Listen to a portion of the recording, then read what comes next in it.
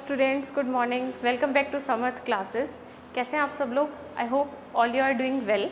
चलिए, आज हम एक नया सेशन लेकर आए हैं हमारे नेक्स्ट चैप्टर के एमसीक्यूज़ के साथ, विच इज़ रिप्रोडक्टिव हेल्थ। हम आज रिप्रोडक्टिव हेल्थ के कुछ एमसीक्यूज़ करने वाले हैं, selected from the some last year papers and some important questions.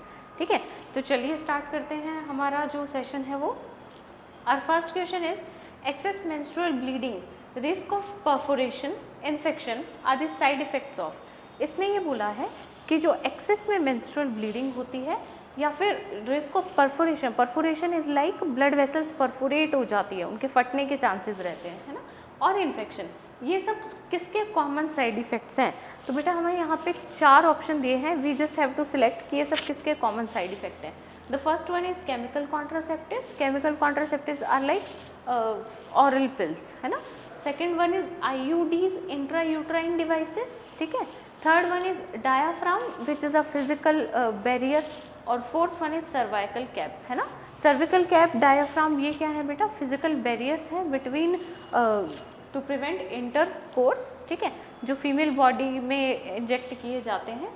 तो यहाँ पे इन्होंने ये पूछा है कि एक्सेस में जो मेंस्ट्रुअल ब्लीडिंग होती है या परफोरेशन के जो चांसेस होते हैं वो, या फिर जो इन्फेक्शन के चांसेस होते हैं वो किसके कॉमन साइड इफ़ेक्ट्स हैं। तो बच्चा इनमें से, इन चीज़ों में से वो सेकंड ऑप्शन हमारा इंट्रा यूट्राइन जो डिवाइसेस होती हैं, जो यूट्रस में फिट कर दी जाती हैं, यूट्रस में क्या कर देते हैं, फिट कर देते हैं। उनका टाइम पीरियड भी जो होता है वो थोड़ा लंबा होता है, about it can be 3 years 5 years, कितना भी हो सकता है ना। तो उनके होते हैं ये चांसेस। तो यहाँ पे जो हमारा करेक्ट ऑप्शन है that is our second option, IUDs। Moving to our next question, the contraceptive efficiency of cervical caps can be increased. जो सर्वाइकल कैप्स होती है उनकी एफिशिएंसी कैसे, कब इंक्रीज कर सकते हैं। फर्स्ट वन इज एफिशिएंसी, मतलब जो जिस बेस पे वो काम कर रही हैं, जितनी पावर है उनके काम करने की, उस पावर को हम कैसे इंक्रीज कर सकते हैं कि वो ज़्यादा इफेक्टिव हो जाए। तो चलिए देखते हैं। The first one is it is used once. If it is used once, अगर हम इसको एक बार यूज़ करें तो इसकी एफिशिएंसी बढ़ जाएगी। Second one is used along with spermicides, या हम उसको स्पर्मिसाइड्स के साथ यूज़ करें। Spermicides are the chemicals use to kill sperms. Spermicides आप समझते हैं, side CID word is use to kill, है ना। तो spermicide kill sperms inserted by doctors और nurses in the uterus. Doctor और नर्सेज इंसर्ट करते हैं इसको यूट्रस में। Fourth one is they are inserted into cervix after 7 days of coitus, या कोइटस के 7 days बाद वो इंसर्ट की जाती है। ऐसा नहीं होता बच्चा, अगर वो 7 days बाद इंसर्ट की जाएगी दैट विल नॉट वर्क, है ना। नर्सेज या फिर डॉक्टर जो है वो उसे यूट्रस में फिट नहीं करते हैं, that is cervical cap, that is get inserted into the cervix, not in the uterus. It is used once, it is not used once, ठीक है। Our second option is the correct answer. If it is used along with spermicides, its effect और its efficiency can be increased, ठीक है। अगर हम उसको एक और केमिकल के साथ यूज़ करते हैं तो उसकी इफेक्ट बढ़ जाती है। चलिए नेक्स्ट क्वेश्चन पे मूव करते हैं। ये मैं कुछ आपको रिप्रोडक्टिव हेल्थ के क्वेश्चन रिवाइज करा रही हूँ, just to remember the concepts or to clear out some. Which of the following is advised for the male female partner as a terminal method of contraception? Terminal method is final method, top method, जिसका मतलब एक तरह से end हो जाता है ना। तो मेल या फीमेल को इनमें से कौन सा मेथड कॉन्ट्रासेप्शन का एक टर्मिनल पॉइंट पे दिया जाता है। The first one is repeated use of condoms, ठीक है। The second one is vasectomy, third one is coitus interruptus, fourth one is impotency. तो बच्चा यहाँ पे जो हमारा आंसर है that will be vasectomy. It is among the terminal method. इसमें क्या होता है, कट कर दिया जाता है किसको, वास डिफरेंस को। किसको कट कर देते हैं, वैस डिफरेंस को कट कर देते हैं। अब अगर जैसे यहाँ आप देखिए, ये हमारी टेस्टीज है, यहाँ से एपिडिडाइमिस निकल रही है, यहाँ से वेस्ट डिफरेंस निकल रही है और आगे जाके ये पेनिस में आएगी। अब अगर हम यहाँ से वेस्ट डिफरेंस को कट और टाई कर देंगे, हमने यहाँ क्या किया, इसको कट करके ये टाई कर दिया इसको, है ना। अब अगर कट करके टाई कर देंगे तो जो स्पर्म का फ्लो है वो यहाँ से आगे हो ही नहीं पाएगा। टेस्टिस से स्पर्म बने यहाँ तक आए, अब वो यहाँ से आगे जा ही नहीं पाएंगे। अगर जा नहीं पाएंगे तो रास्ता क्या हो जाएगा, ब्लॉक हो जाएगा। तो वो किस पे आता है, टर्मिनल मेथड पे आता है, ठीक है। Other 3 are not among the terminal method. चलिए नेक्स्ट क्वेश्चन देखते हैं, problem of infertility that arises in male due to oligospermia, azoospermia और asthenospermia can be overcome by. देखिए जो मेल्स में प्रॉब्लम होती है, मेल में प्रॉब्लम कौन सी, इनफर्टिलिटी की, कि मेल्स फर्टाइल नहीं हो पाते, मेल चाइल्ड प्रोड्यूस नहीं कर पाते, है ना। और उसकी वजह कुछ भी हो सकती है, ओलिगोस्पर्मिया लाइक उनके स्पर्म का नंबर कम होता है, ठीक है, एजोस्पर्मिया लाइक उनके स्पर्म फ्लो नहीं कर पाते, फ्लोट नहीं कर पाते। तो इस तरह से बेटा जो प्रॉब्लम्स होती है they can cause infertility, infertility कर सकती हैं वो, उससे मेल चाइल्ड रिप्रोड्यूस नहीं कर पाएंगे। तो वो किसकी वजह से, किससे ओवरकम की जा सकती है। तो यहाँ देखिए फर्स्ट वन है हमारा IUT, ठीक है, third one is second one is IUI, third one is ICSI और फोर्थ वन इज AI। तो इनमें से बेटा हमारा कौन सा ऐसा ऑप्शन है, आप ज़रा सोचिए एक बार कि कौन सा ऐसा ऑप्शन है जिससे हम क्या कर सकते हैं, मेल की इनफर्टिलिटी को कम कर सकते हैं या फिर ख़त्म कर सकते हैं। ऐसा कोई तो तरीका होगा ना जिससे अगर मेल के स्पर्म कम है तो फिर उसको कवर अप किया जा सके। सोचिए, बताइए बताइए बेटा। तो उसके लिए आपको पहले इन सब की फुल फॉर्म और मेथड्स पता होना चाहिए।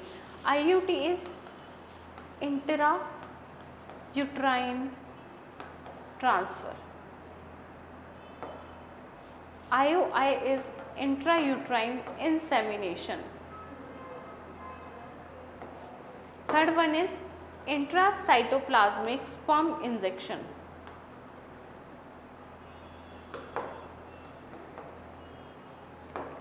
intracytoplasmic sperm injection and fourth one is artificial insemination। देखिए बेटा आर्टिफिशियल इंसेमिनेशन में क्या होता है, जो स्पर्म है वो बॉडी के अंदर आर्टिफिशियली डाल दिए जाते हैं, ठीक है, लेकिन उससे बेटा अगर स्पर्म की मोटिलिटी कम है, स्पर्म की फ्लूइडिटी कम है तो ये प्रॉब्लम सॉल्व नहीं होगी। यहाँ पे ये जो प्रॉब्लम पूरी तरह सॉल्व होगी that can be with ICSI।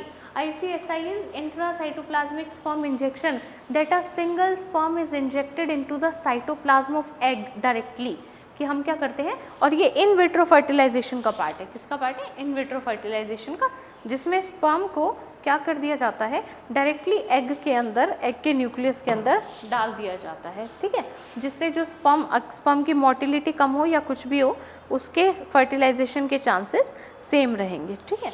अब यहाँ पे चलिए नेक्स्ट की तरफ चलते हैं हम। तो हमारा नेक्स्ट क्वेश्चन है, one amongst the following is not the property of copper T, copper 7 and multi load 375। इनमें से कौन सी उसकी प्रॉपर्टी नहीं है। तो चलिए हम देखते हैं। They release copper ions that suppress sperm motility and fertilising capacity of sperm. ये ठीक है बेटा, कॉपर टी, कॉपर 7 से क्या होता है, कॉपर आयंस रिलीज होते हैं जो स्पर्म की मोटिलिटी को कम करते हैं। Second one is they increase phagocytosis of sperms with in the uterus. तो स्पर्म की क्या हो जाती है, फेगोसाइटोसिस हो जाती है यूट्रस में। Third is they are inserted by doctors or expert nurses in the uterus and are received well by most of the patient। बहुत सारे लोग इसे लेते हैं और डॉक्टर और नर्स इसको इंसर्ट करते हैं। और fourth one is they prolong the cycles of female. ये फीमेल की साइकिल जो मेंस्ट्रुअल साइकिल होती है उसको लंबा कर देते हैं। That is the correct option. This is not the property of copper T, copper 7 वो फीमेल की साइकिल को प्रोलॉन्ग नहीं करती हैं। Other 3 are the properties of copper T और कॉपर 7। समझ गए हैं आप लोग। चलिए, फेगोसाइटोसिस मतलब यहाँ तक कि स्पर्म को एक तरह से खा जाती है, डेड कर देती है, कुल मिला के मार देती हैं, ठीक है। चलिए नेक्स्ट क्वेश्चन पे मूव करते हैं। STDs that are presently linked with cancers of genital tract. ऐसी सेक्सुअली ट्रांसमिटेड डिजीज जो जेनाइटल ट्रैक्ट के कैंसर के साथ इन्वॉल्व हैं, जेनाइटल ट्रैक्ट के कैंसर के साथ इन्वॉल्व हैं। जस्ट 1 सेकेंड बेटा। जेनाइटल ट्रैक्ट के कैंसर के साथ इन्वॉल्व हैं आर, देखिए, सिफिलीज एंड एड्स, सिफिलीज और AIDS and genital herpes and genital warts, hepatitis B and gonorrhoea. तो बच्चा यहाँ पे जेनाइटल हर्पीज और वार्ड्स जो हैं वो जेनाइटल ट्रैक्ट के कैंसर्स के साथ इन्वॉल्व हैं। बाकी जो डिजीज़ है, एड्स तो आप लोग जानते ही हैं कि इम्यून सिस्टम से रिस्पॉन्सिबल है, इम्यून सिस्टम को वीक कर देती है। बाकी जो हमारी ये जो 2 डिजीज़ हैं ये क्या करती हैं, हमारे जो जेनाइटल ट्रैक्ट है उसके कैंसर के साथ इन्वॉल्व है, ठीक है। चलिए नेक्स्ट क्वेश्चन देखेंगे एक बार। नेक्स्ट क्वेश्चन देखिए और मुझे बताइए क्या दिया हुआ है इसमें।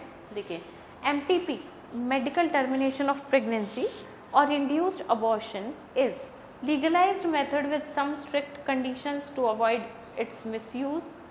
ओ 1 सेकेंड बेटा, ठीक है, लीगल मेथड है लेकिन उसकी कंडीशन स्ट्रिक्ट हैं ताकि कोई मिसयूज ना करे। Second one is safe if carried out within 12 weeks of pregnancy, 12 week तक ये सेफ होता है। Third one is done with the help of anti progesterone drugs, इसमें एंटी प्रोजेस्टेरोन टैबलेट दी जाती हैं। तो इनमें से ABC में से कौन से ऑप्शन करेक्ट हैं? First one is A only, second one is C only, third one is A and B और फोर्थ वन इज ABC। तो यहाँ पे बेटा ये तीनों स्टेटमेंट्स ही क्या है, करेक्ट है। इसमें एंटी प्रोजेस्टेरोन ड्रग दी जाती है, ये 12 वीक तक सेफ होता है और इसमें कुछ स्पेशल कंडीशन होती हैं, ठीक है। चलिए देखिए, insertion of IUD with in 72 hours of unprotected sex is aimed at intrauterine devices का सेक्स के बाद 72 आवर्स तक इंसर्ट किया जाना, उसका क्या एम होता है? First one is suppressing sperm motility, उस स्पर्म की मोटिलिटी को कम करता है। Second one is preventing implantation of embryo, embryo के इम्प्लांटेशन को क्या करता है, रोकता है। Third one is inhibiting ovulation, ovulation को रोकता है। Fourth one is causing negative feedback for progesterone. तो बेटा स्पर्म मोटिलिटी का 72 आवर्स के बाद कोई रोल नहीं रहेगा, ठीक है। सेकेंड, ओव्यूलेशन भी रिलेटेड नहीं है इससे, क्योंकि ओव्यूलेशन पहले हो रहा है या बाद में हो रहा है वो उससे नहीं पता है। Third one is negative progesterone का नेगेटिव फीडबैक का भी रोल नहीं होगा क्योंकि इसका 72 आवर्स से रिलेशन नहीं है, ठीक है। तो यहाँ पे वो क्या करता है, एम्ब्रियो के इम्प्लांटेशन को रोकता है। इन केस अगर फर्टिलाइजेशन हो भी गया है तो एम्ब्रियो जो है, जाइगोट जो है वो इम्प्लांट ना हो, अगर वो इम्प्लांट नहीं होगा तो प्रेगनेंसी नहीं होगी, ठीक है। चलिए नेक्स्ट पे मूव करते हैं। In vivo fertilization of gametes will not be possible if the couple has opted for। In vivo fertilization कब पॉसिबल नहीं है? अगर कपल ने क्या ऑप्ट किया है? GIFT gamete intrafallopian transfer, IUI intrauterine insemination, third one is ICSI intracytoplasmic sperm injection and fourth one is artificial insemination. तो बेटा इन विवो फर्टिलाइजेशन गैमेट्स का फर्टिलाइजेशन इन विवो तरीके से नहीं होगा। क्यों नहीं होगा? जब उन्होंने ICSI ऑप्ट कर लिया है। ICSI में मैंने आपको बताया डायरेक्ट स्पर्म जो है वो इंजेक्ट कर दिया जाता है इन द साइटोप्लाज्म ऑफ, एक ही स्पर्म को एग के साइटोप्लाज्म में क्या कर देते हैं, इंजेक्ट कर देते हैं। चलिए next question. Parturition is induced by a complex neuro endocrine mechanism involving oestrogen oxytocin. Parturition, baby का जो बर्थ होता है वो एक कॉम्प्लेक्स मैकेनिज्म है जो न्यूरो एंडोक्राइन, जो हार्मोन से और ब्रेन के सिग्नल से कंट्रोल होता है। और उसमें कौन से हार्मोन्स इन्वॉल्व होते हैं? एस्ट्रोजन, ऑक्सीटोसिन और थर्ड कौन सा है, prolactin. Second one is no, third one is cortisol और fourth one is human placental lactogen. तो यहाँ पे आप लोगों को पता है बेटा ये सारे हार्मोन्स के इंडिविजुअल फंक्शन क्या होते हैं। तो क्या आप लोग एक बार बताना चाहेंगे कि सारे हार्मोन्स के इंडिविजुअल फंक्शन क्या हैं? आप लोगों को पता है इनमें से स्ट्रेस हार्मोन भी है, प्रेगनेंसी हार्मोन भी है।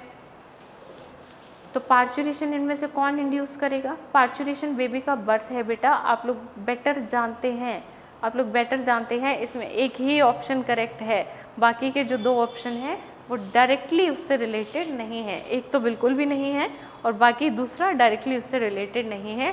तो इसका आंसर आप लोग बेटर जानते हैं। आप लोग प्लीज़ मुझे इसका आंसर कमेंट सेक्शन में बताएं, वेट करूंगी आप लोगों के आंसर का, ठीक है। बाकी मैं हिंट यहाँ पर दे चुकी हूँ आप लोगों को और हिंट में आप लोग जानते हैं कि एक ही इसका आंसर है जो कि डायरेक्टली इससे कनेक्टेड है, बाकी दोनों इनडायरेक्टली कनेक्टेड है।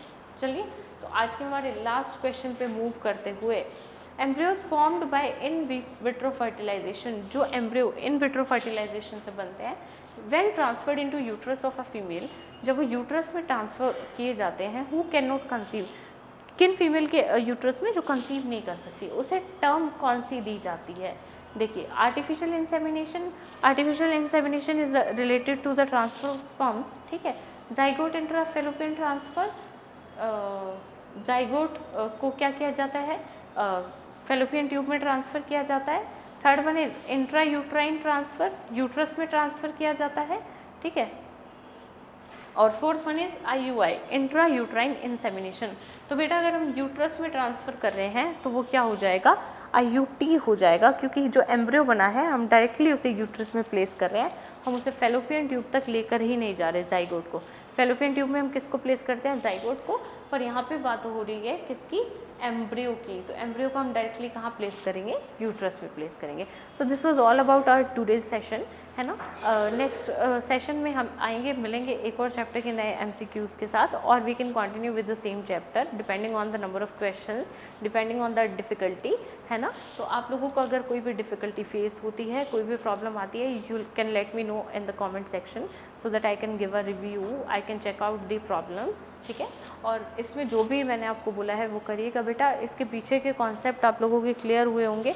कुछ फुल फॉर्म ही हमारा पूरा टॉपिक इंडिकेट करती हैं, जैसे कि आप लोगों को बोला जाइगोट इंट्रा फेलोपियन ट्रांसफ़र, इसमें फेलोपियन ट्यूब में डायरेक्टली जाइगोट का ट्रांसफ़र होता है।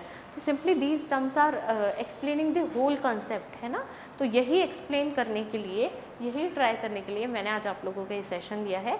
नेक्स्ट सेशन में हम लोग फिर मिलेंगे अपने एक नए चैप्टर के MCQs के साथ, या फिर सेम चैप्टर के कुछ और MCQs के साथ। तब तक के लिए मैं उम्मीद करती हूँ कि आप लोगों को ये क्वेश्चन समझ आए होंगे, और अगर नहीं आए हैं तो भी आप मुझे बता सकते हैं, और अगर अपना कोई भी सजेशन या कोई भी प्रॉब्लम हो तो वो आप लोग मुझे दे सकते हैं, ठीक है।